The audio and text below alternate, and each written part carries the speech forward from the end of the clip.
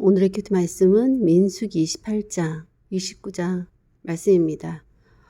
헌물과 화제물과 향기로운 것은 정한 시기에 바쳐야 되는데 화제로는 1년 되고 흠없는 숫양을 매일 2마리씩 상번제로 아침 저녁에 화제로 드리고 소제로 고운 가루 10분의 1 에바를 빻아서 또한 에바와 함께 빻아낸 기름 4분의 1과 함께 또한 전제로 독주로 전제로 부어 드리는 것인데, 이러한 상번제는 매일 드리는 제사입니다. 이것은 아침 저녁에 아침과 해질녘에 하루 2번 화제, 소제, 전제로 드리는 것이고, 안식일은 7일째 수량 어린 양 2마리와 기름 섞은 고운 가루 10분의 1 에바와 전제를 드리는 것인데, 이것은 평일에 약 2배의 제물입니다. 또한 각 달의 초하루에 수송아지 2마리, 수장 1마리, 어린 양 7마리를 소제와 포도주와 함께 상번제에 더해서 번제로 드리게 되고, 또 숫염소를 속죄제로 번제로 드리게 됩니다. 그리고 6월절 1월 14일에 6월절에는 특별한 제사 없이 가족 전 구성원이 함께 모여서 어린 양 식사를 하고, 무교절은 15일부터 21일까지 수송아지 2마리, 수장 1마리, 1년 된 흠없는 순양 7마리를 번제로 7일간 매일 드리게 됩니다. 수염소 1마리를 속죄제와 함께 드리게 되고, 7째 날에는 성회로 모여서 아무 일도 하지 않습니다. 그리고 7.7절은 처음 익은 열매를 드리는 날인데, 맥추절 또는 맥추의 초실절로부터 50일째 되는 날로 그동안의 수확을 감사하는 절기입니다. 새 소제, 즉 무교절 중 첫 소산 드린 날부터 제 7번째 안식일 다음 날, 그리고 50일째 되는 날, 새로 수확한 미래의 가루로 만든 떡 2덩이를 하나님께 드립니다. 10분의 1 에바의 누룩을 넣어서 함께 굽습니다. 다 흠없는 것으로 드려야 되는데, 수송아지 2마리, 수장 1마리, 1년 된 수량 7마리를 향기로운 번제로 속죄제, 수염소로 드리는 속죄제와 함께 드리게 됩니다. 그리고 7째 달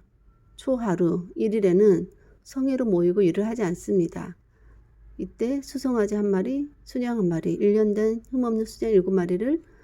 소제와 함께 번제로 드리고, 수염소 1마리도 속죄제로 드립니다. 그리고 속죄일 10일은 성회로 심령을 괴롭게 하고 일을 하지 않고 첫째 날 드리는 것과 똑같이 드리게 되고, 장막절인 15일에는 7일 동안 수송아지, 처음에는 7일 동안 중에 첫 번째 날에는 수송아지 13마리, 8일째 그러니까 둘째 날은 12마리, 이런 식으로 7일 되는 날까지 1마리씩 줄여가면서 수송아지를 드리고, 수장은 2마리, 1년 된 흠없는 수장은 14마리를 소제와 함께, 또 수염소 1마리로 번제 속죄제와 함께 7째 7일 동안 드리고, 그리고 8일째 되는 날은 장엄한 대회로 모인다고 합니다. 그래서 수송아지 1마리, 수장 1마리, 1년 된 흠없는 수장 7마리를 드리게 됩니다. 그리고 서원제나 낙헌제로 드리는 번제, 소제무, 소제, 화목제 외에 이러한 절기에 따라서 드리는데, 이것은 매일 드리는 상번제가 늘 포함이 되어 있습니다. 이렇게 오늘 하나님께서 절기에 따라 드려야 할 제사에 대한 규례를 다 요약해 보았습니다. 상번제, 안식일, 일곱째 날 드리는 안식일 제사, 초하루, 매달 첫째 날 드리는 초하루 제사, 1월 14일에 드리는 유월절, 15일부터 21일에 드리는 무교절, 그리고 50일째,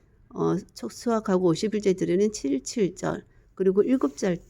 달 첫째 일에 드리는 제사, 또 10일인 속죄일, 또 15일부터 21일까지 드리는 장막절, 그리고 8일째 되는 22일에 드리는 제사까지 모두 번제, 소제, 전제, 또 늘 포함이 되어 있는 거는 숫, 염소 한 마리와 함께 드리는 속죄제가 늘 포함이 되어 있는 것 같습니다.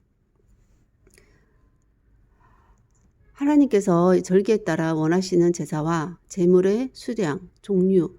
제사 방법이 다 있다라는 것과 첫째 날은 꼭 제사를 드리게 되는 거, 그리고 매일 제사를 드리는 것도 있고 이 외에 서원제, 낙헌제도 드릴 수 있다라는 것을 보게 됩니다. 또한 하나님이 원하시는 규례를 따라 향기로운 냄새의 화제로 드려야 하는 것인데 그렇다면 예수님은 화제가 아닌 왜 십자가 처형이었을까 생각했을 때 십자가에 달린 자마다 하나님의 저주를 받은 자라고 하는 말씀처럼 하나님의 저주를 받기 위해서라는 생각도 들고, 또한 이것은 예수님은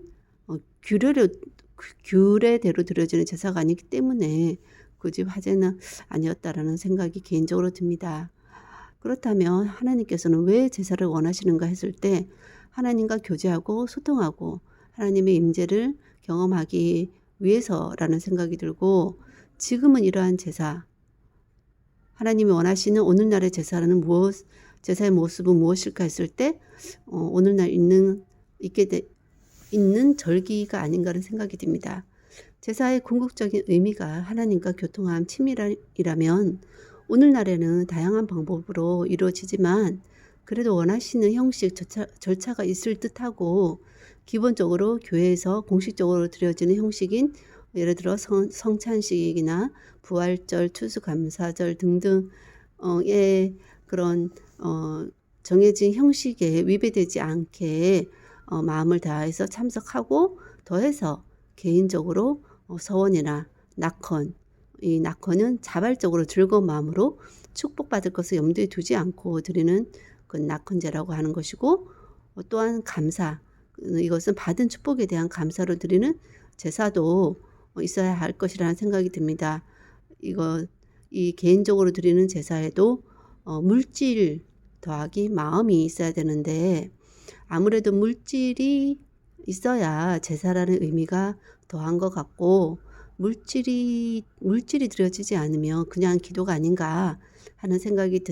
듭니다. 물론 이러한 물질 없는 감사 기도 또한 하나님이 기뻐하시고 원하신다는 생각이 들고, 하지만 자신의 마음을 더 표현하기 위해서는 아무리 가진 것이 없다 할지라도 자기가 가진 것의 일부를 자기 형편에 따라 드림으로써 거기에 또한 마음을 더하는 것이 더 의미가 있지 않은가 하는 개인적인 생각이 듭니다.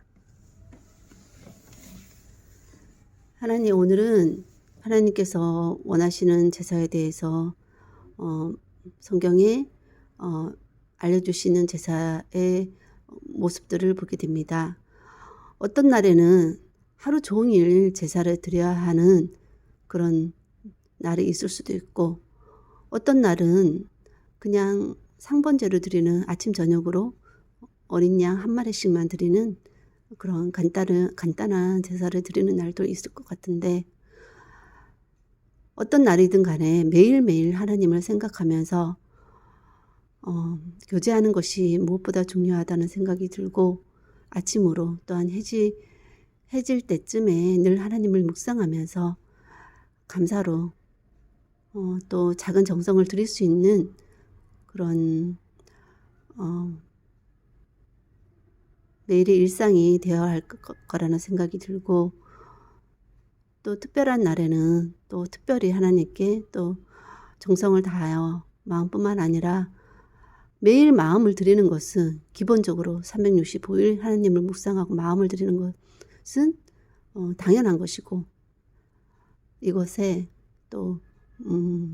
정성을 다한 어떠한 작은 물질을 하나님께 올려드리는 그런 모습이 또 있어야 될 것이라는 생각이 들고, 그것은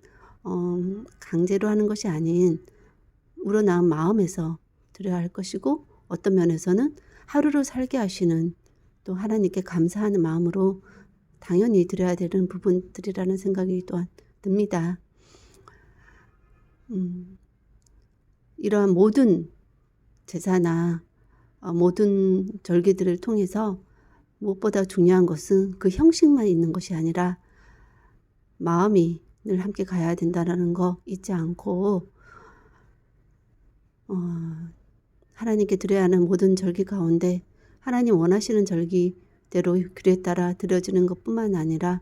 그 외에 서원이나 낙헌이나 감사로 또 자발적으로 드려지는 그런 개인적인 제사가 더욱더 많아지기를 소원하면서 오늘 말씀도 주신 주님께 감사드리고 모든 말씀 예수님 이름으로 기도하였습니다. 아멘.